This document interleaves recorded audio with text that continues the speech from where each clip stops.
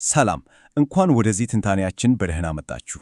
ዛሬ የምንገባበት ርዕስ በጣም ትልቅ ነው። ከዓለም መጀመሪያ አንስቶ እስከ ፍጻሜው ድረስ ያለውን ታላቁን የሰማይ ዕቅድ እንመለከታለን። እስቲ ያስቡት፣ ይህ ሁሉ ነገር እንዴት ተጀመረ? መሃል ላይስ ምን ችግር ገጠመው? እና ከሁሉም በላይ ደግሞ በመጨረሻ እንዴት ነው ወደ ቦታው የሚመለሰው? እነዚህን ጥያቄዎች ነው ዛሬ የምንመረምረው። እንግዲህ ትንታኔውን ከመጀመራችን በፊት አንድ ወሳኝ ጥያቄ ማንሳት አለብን። እሱም ይሄ ነው።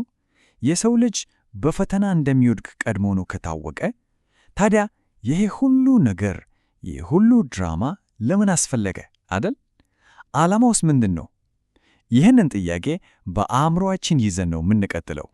እሺ፣ ታዲያ ታሪኩ የሚጀምረው ከየት ነው? ከጥንት ከፍጥረት መጀመሪያ ላይ ነው። መላእክት ሲፈጠሩ አንድ ትልቅ ስጦታ ተሰጣቸው፣ የፈቃድ ነጻነት። ይህ ነገር ቀላል አይደለም፣ ምክንያቱም ይሄው የፈቃድ ነጻነት ነው ሁሉንም ነገር የቀየረው። እዚህ ላይ ሁሉ ነገር የፈቃድ ነጻነት የሚለው ሐሳብ ነው። መጀመሪያ በሰማይ ቀጥሎ ደግሞ በምድር ላይ የተፈተነው ትልቁ ነገር ይሄው ነው።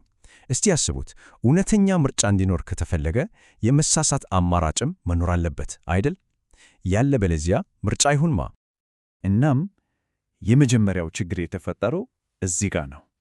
ሄሌል የሚባል በጣም ከፍ ያለ ደረጃ የነበረው መልአክ በትዕቢት ተሞላና ምን አለ መሰላችሁ? ከፈጣሪዬ ጋር እኩል እሆናለሁ አለ። ይሄ ውሳኔው ቀላል አልነበረም። በሰማይ ውስጥ ከዚህ በፊት ታይቶ የማይታወቅ ትልቅ ግጭት ቀሰቀሰ። የዚህ ዓመት ውኬት በጣም ፈጣንና አስከፊ ነበር። ሄሌል ወይም አሁን እንደምናውቀው ሰይጣን እና እሱን የተከተሉት በሙሉ ከሰማይ ተባረሩ። ግን ታሪኩ እዚህ ላይ አላበቃ። በፍጹም ጦርነቱ አልቆመም። ይልቁንስ መድረኩን ቀየረ። ግጭቱ ወደ አዲስ ስፍራ፣ ወደ ምድር ተሸጋገረ ማለት ነው። እሺ፣ አሁን ደግሞ ትዕይንቱ ወደ ምድር ይዞራል። የሰው ልጅ ለምን ተፈጠረ? ዓላማው ምን ነበር? እሱም ይሄ ነው። ሰይጣን ይሄ ትእዛዝ ፍትሐዊ አይደለም ብሎ የተከራከረበትን የእግዚአብሔርን ትእዛዝ ጽድቅ ለማረጋገጥ ነበር። እናም ያው ፈተና፣ ያው የፈቃድ ነጻነት ፈተና አሁን ደግሞ በሰው ልጆች ፊት ቀረበ። እዚህ ላይ ያለውን ልዩነት በደንብ እንመልከት። ለአዳም የተሰጠው ትእዛዝ በጣም ግልጽ ነው። አትብላም፣ ከበላህ ትሞታለህ። ቀጥተኛ ነው። የሰይጣን ፈተና ግን ተንኮልና ውሸት ነው የሞላው።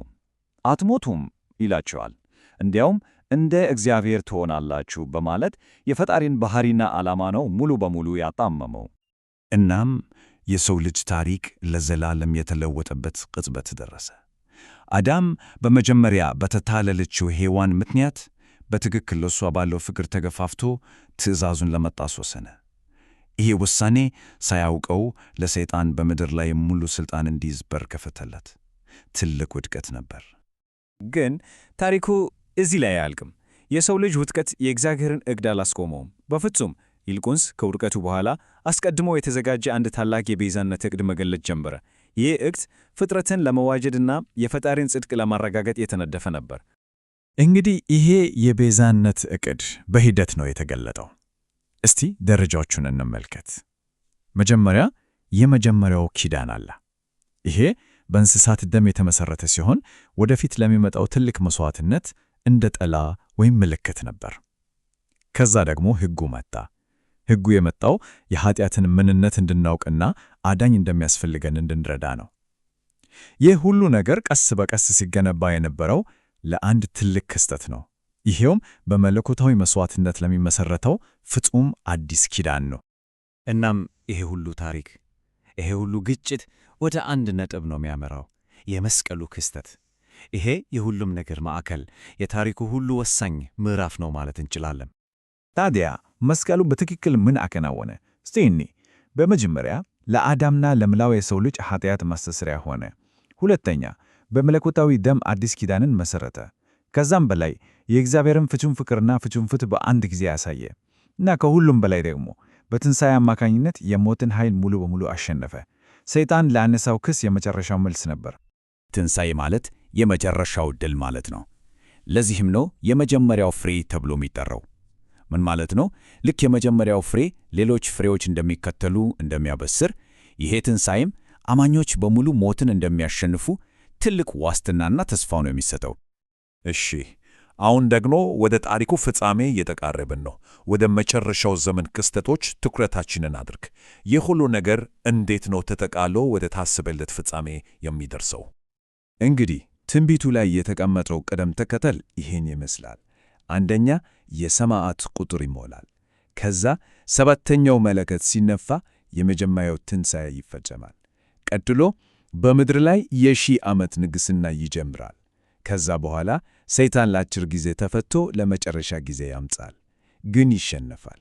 በመጨረሻም ታላቁ የፍርድ ዙፋን ይቆምና ሞትና ሲኦል ወደ እሳት ባሕር ይጣላሉ። ያንዳንዱ እርምጃ ለሚቀጥለው መንገድ የሚጠርግ ነው። እና በመጨረሻ የመጨረሻው ውጤት ምን ይመሰላል? ይሄው ነው። ኃጢአት 0% ሙሉ በሙሉ ይጠፋል።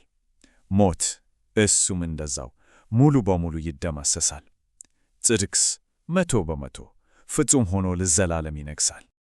በመጨረሻም ወልድ ይህንን ፍጹም የሆነውን ፍጥረት ለአብ ያስረክባል። እናም ሁሉም ነገር ወደ መጀመሪያው ታላቅ ዓላማው ይመለሳል። ይሄ ታላቅ የሰማይ ታሪክ የሚጠናቀቀው በዚህ ነው። ፍጥረት ሁሉ ከፈጣሪው ጋር ሙሉ በሙሉ በሚታረቅበት የመጨረሻ ድል፣ እግዚአብሔር በሁሉ ላይ ሁሉ በሚሆንበት በዚያ ታላቅ ቅጽበት